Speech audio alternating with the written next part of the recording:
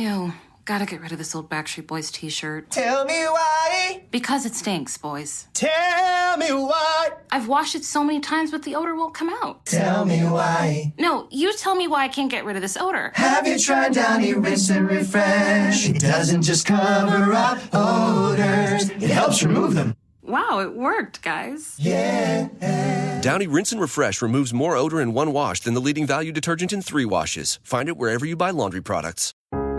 2017. Este ano escutamos. Risos. Prefiro que ache que eu cheguei ontem do que olhar para si e sentir que está cá desde o século passado.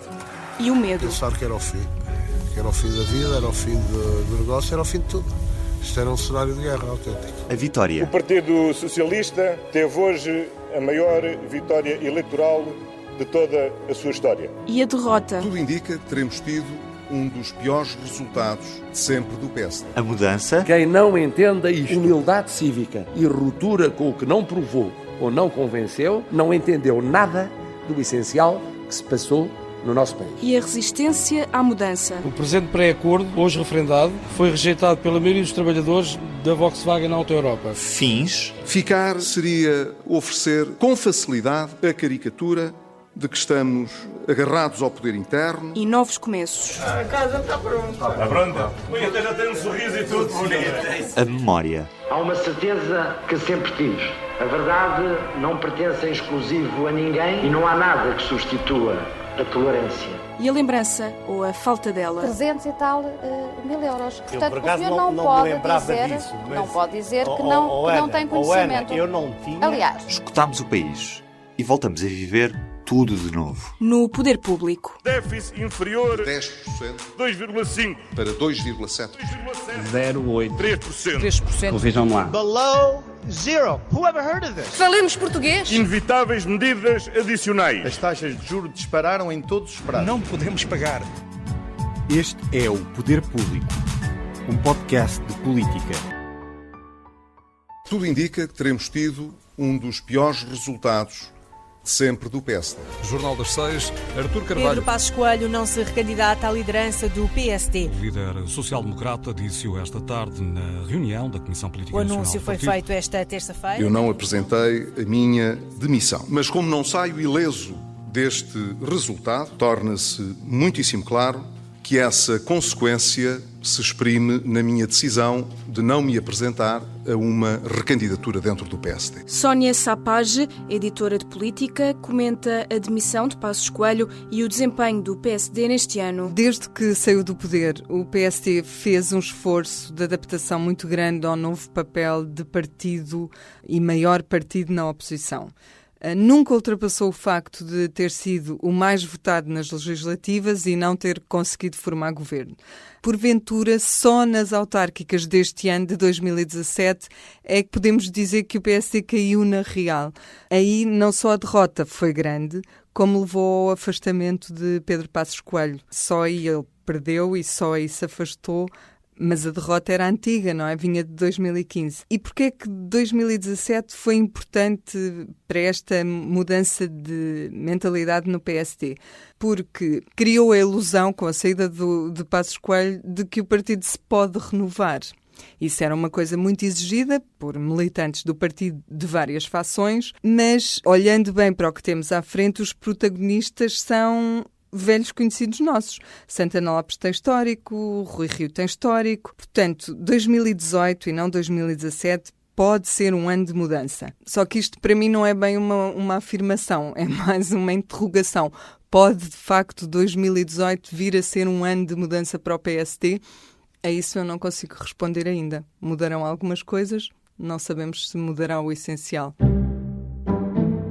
Hoje é um dia de boas notícias. Portugal ganhou e eu sou candidato à liderança do PPD-PSD. Que tem dito que aprendeu muito com estes anos e que está muito diferente e que é melhor não falar desse passado de 2004 porque ele aprendeu muito. O PSD é um partido de poder, não é a muleta do poder. Nós somos um partido que nasceu para ganhar. Não nasceu para ser segundo ninguém. Não nasceu para ser muleta de ninguém. Somos sociais democrata. O PSD não é um partido da direita.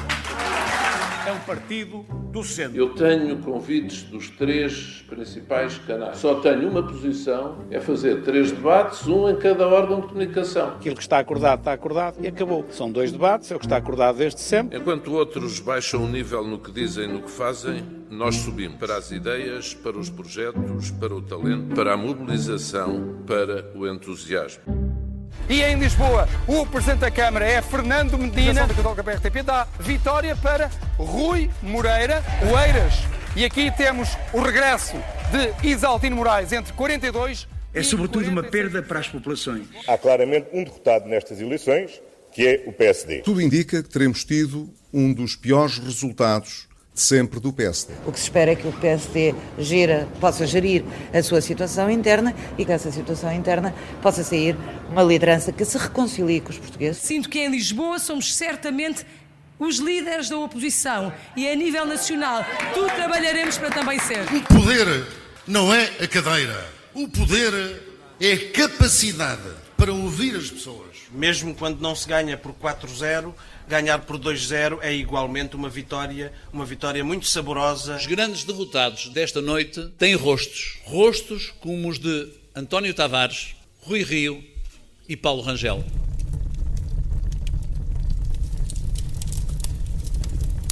Bom, vamos ter que interromper o andamento deste programa. Um incêndio de grandes dimensões em Pedrógão Grande. Informações ainda não confirmadas, mas possibilidade de vítimas mortais, desaparecidas. Dia trágico em Pedrógão e Figueiró dos Vinhos. Ser as próprias comunidades a ser proativas e não ficarmos todos à espera que apareçam os nossos bombeiros, que apareçam os aviões para nos resolver o problema.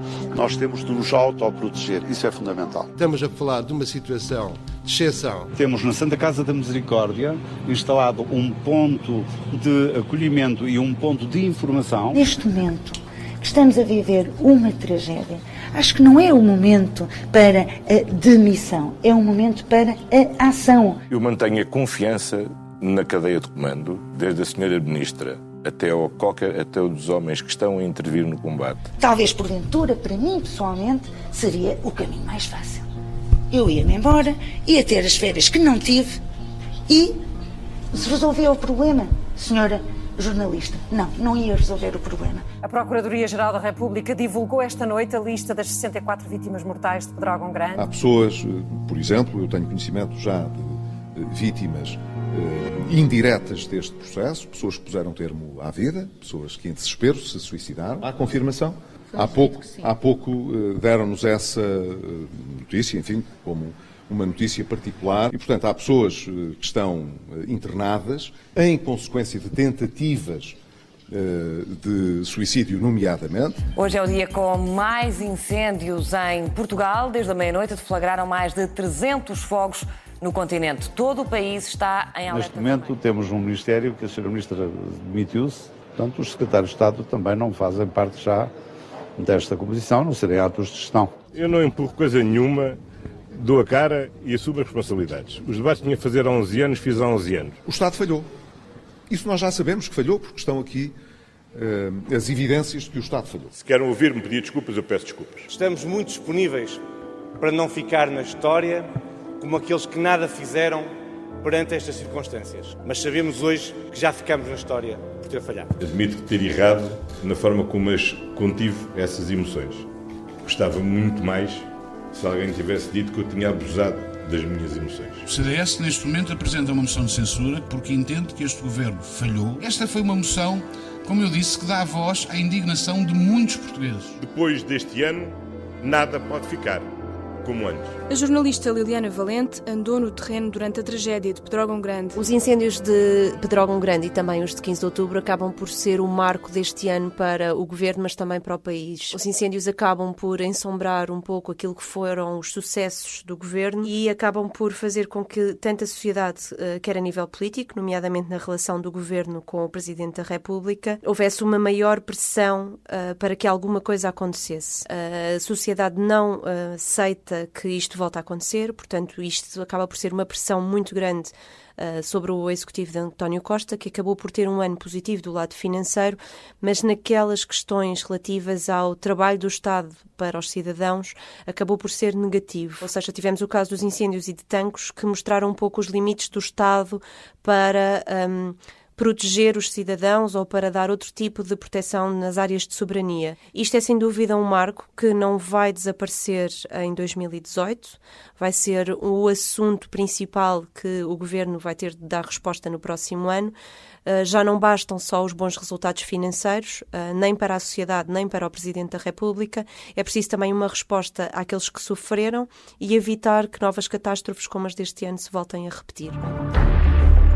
São centenas de documentos que põem em causa a gestão da Presidente da Associação Raríssimas. Está a passar na Raríssimas, e eu poucas pessoas vi dizer isto, é um falhanço clamoroso do Estado. Muito também por culpa deste ministro, porque ele tinha a obrigação, por exemplo, de destituir... O Estado deve fiscalizar e o Estado não fiscalizou. A competência dela em não abandonar, inclusivamente, o cargo como diretora da Casa do A Raríssimas não foi alvo de nenhum favorecimento especial, particular, discriminatório relativamente à forma como são tratadas as instituições de solidariedade. Neste momento, as pessoas estão desconfiadas e, portanto, estão em causa, muito provavelmente, e infelizmente, muitas outras instituições. Como é que o senhor pode dizer isso? Se o ex-tesoureiro fez-lhe chegar isso mesmo? Não, nunca fez chegar balancetes nenhum. Manuel Delgado demitiu-se da Secretaria de Estado da Saúde.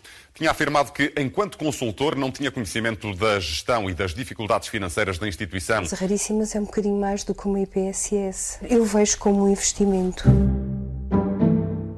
Está a ser investigado o roubo de granadas de mão e munições das instalações militares de Tancos. A Polícia Judiciária Militar já esteve no local. A patrulha detectou um buraco na rede. Os paióis têm uma vedação e têm depois uma segurança física, portanto humana, militares lá dentro. Foram roubados 44 lança-granadas e 4 engenhos explosivos que estavam prontos a detonar.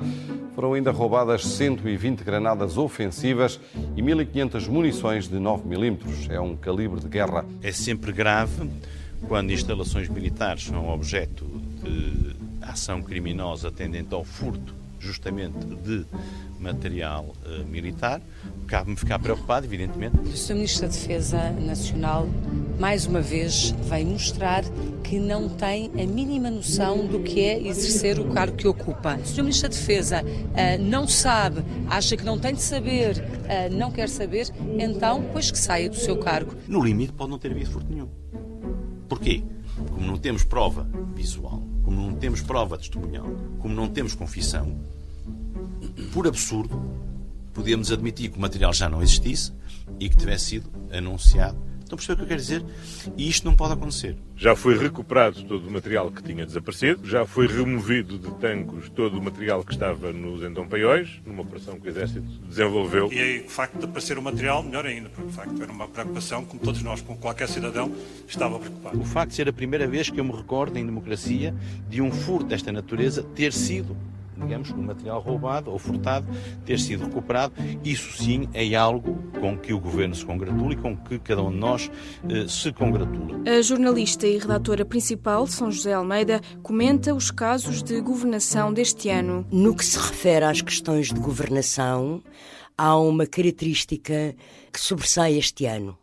Não tanto na ação do Executivo e do Governo ou do Primeiro-Ministro ao nível da gestão do país, mas no que é um padrão, uma atitude que se manifesta por duas vezes criando pequenas crises no governo e que tem a ver com o cumprimento de padrões de ética de Estado em que por vezes aconteceram deslizes da parte de membros do governo. Esta questão deu origem inclusive a duas remodelações, a duas substituições de secretários de Estado. A primeira foi a demissão de 3 secretários de Estado a propósito do caso das viagens a convite da Galp para o Campeonato Europeu de Futebol em Paris em 2016, que o Ministério Público este ano já antes do verão, no início do verão, constituiu como arguidos 3 secretários de Estado e um membro do gabinete, um assessor económico do Primeiro-Ministro, e que, portanto, os secretários de Estado, quando perceberam que iam ser constituídos arguidos, demitiram-se. Esta atitude de demissão de um secretário de Estado por eventual incumprimento dos seus deveres e dos padrões de ética de Estado repetiu-se recentemente a propósito do caso Raríssimas, com a demissão do secretário de Estado da Saúde na sequência, precisamente, das notícias sobre a gestão da Raríssimas.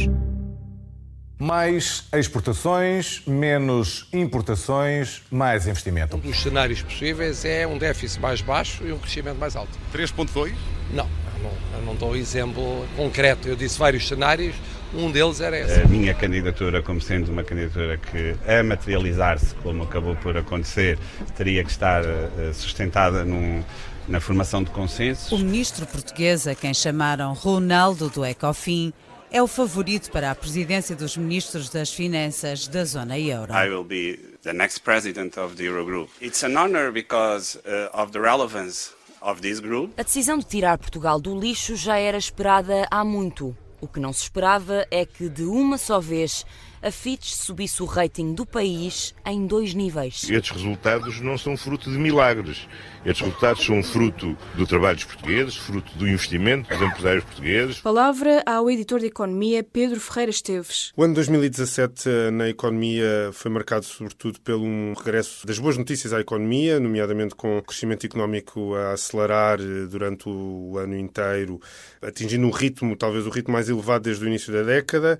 Também outros indicadores importantes para perceber o ritmo de recuperação da economia foram, por exemplo, a descida do déficit para perto de 1%, permitiu a Portugal sair do procedimento de déficit excessivo das autoridades europeias. Por outro lado, também teve reflexos no rating, que permitiu a Portugal sair de uma classificação muito negativa como a classificação de lixo e começar o percurso de regresso aos mercados com financiamento mais barato.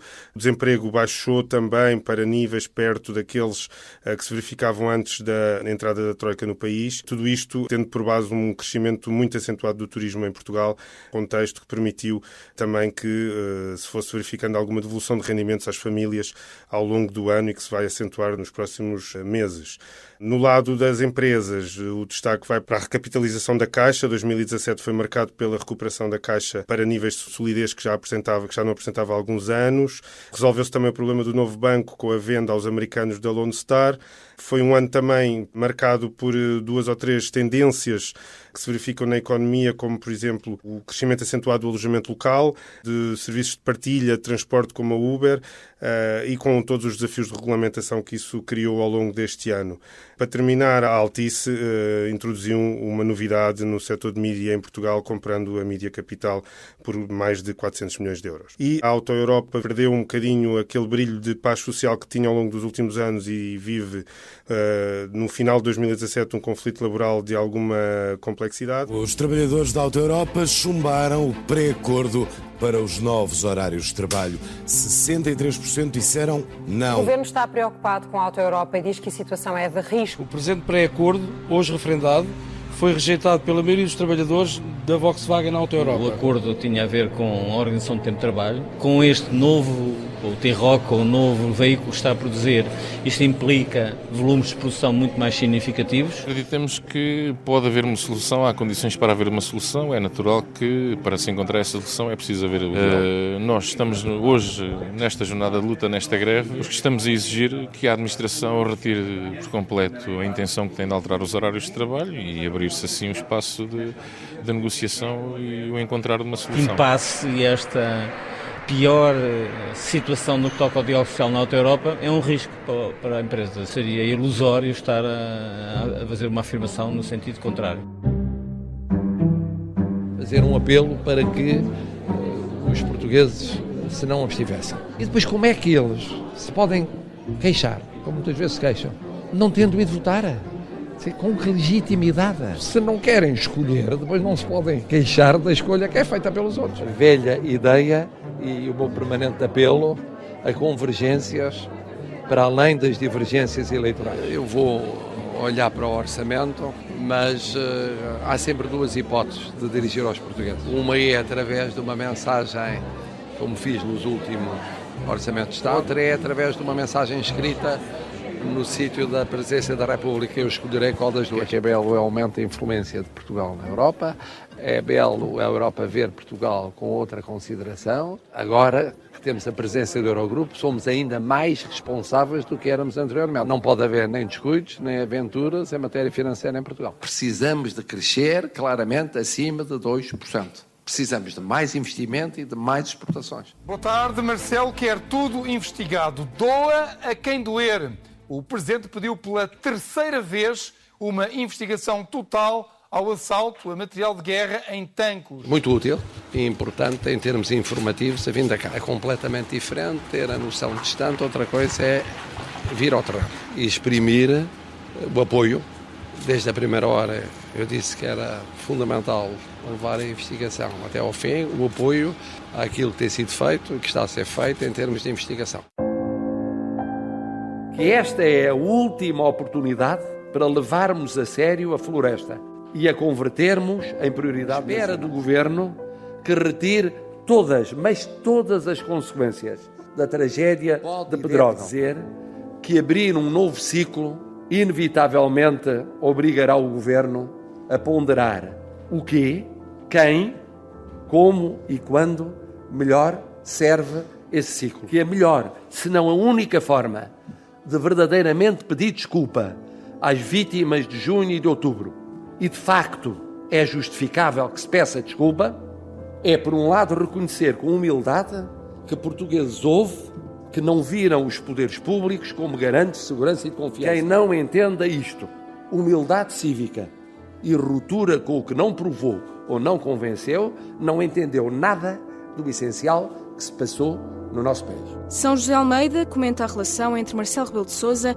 e António Costa. Ao nível das relações entre o Presidente e o Primeiro-Ministro e o Governo, a característica principal deste ano surge com o discurso que o Presidente faz em outubro, a mensagem ao país, em que claramente adotam uma atitude mais interventiva e fiscalizadora do Governo, não que os outros presidentes ou este Presidente não fiscalizassem o Governo anteriormente, mas uma atitude de fiscalização que é assumida publicamente e em declarações através da comunicação social, a partir daí da sua fiscalização e da sua obrigatoriedade de fiscalizar a ação do Governo. Esta atitude nova tinha sido ensaiada já no caso de Tancos, em que com o Primeiro-Ministro de férias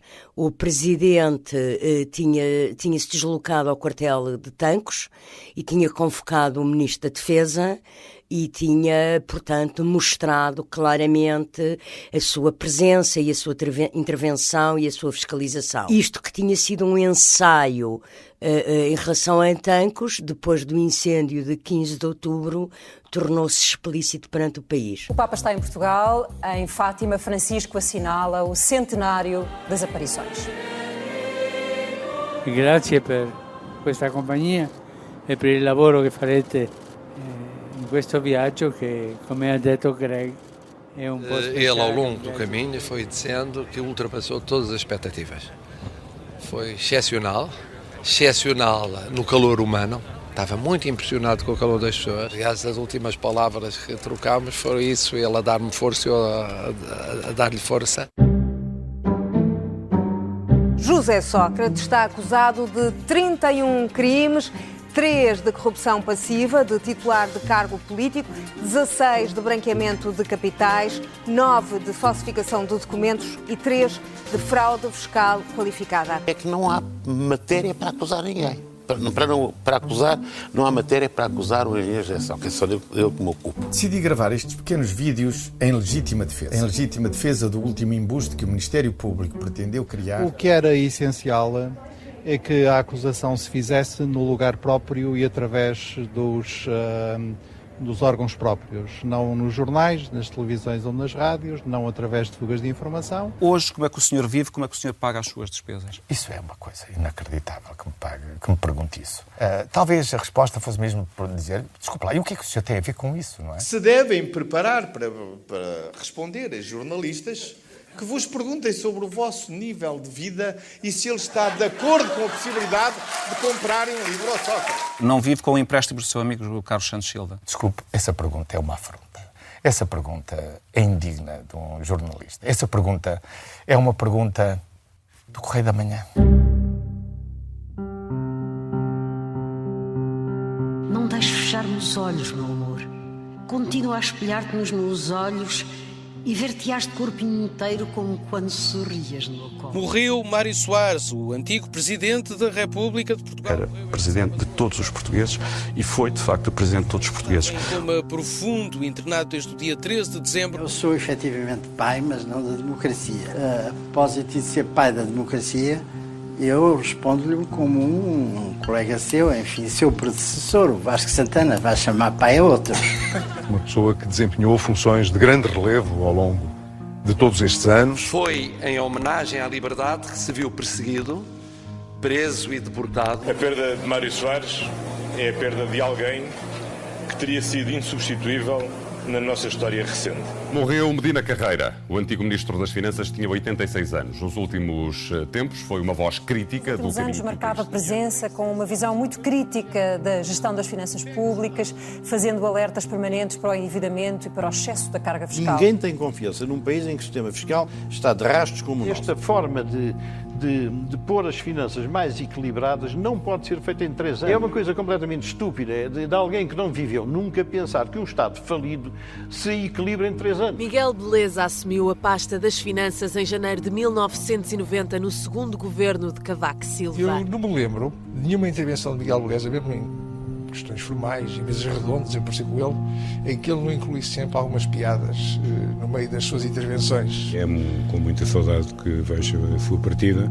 E em relação ao próximo ano, David Diniz? O ano que entra é um ano de transição, mas politicamente um ano de transição é um ano onde muitas peças podem mudar.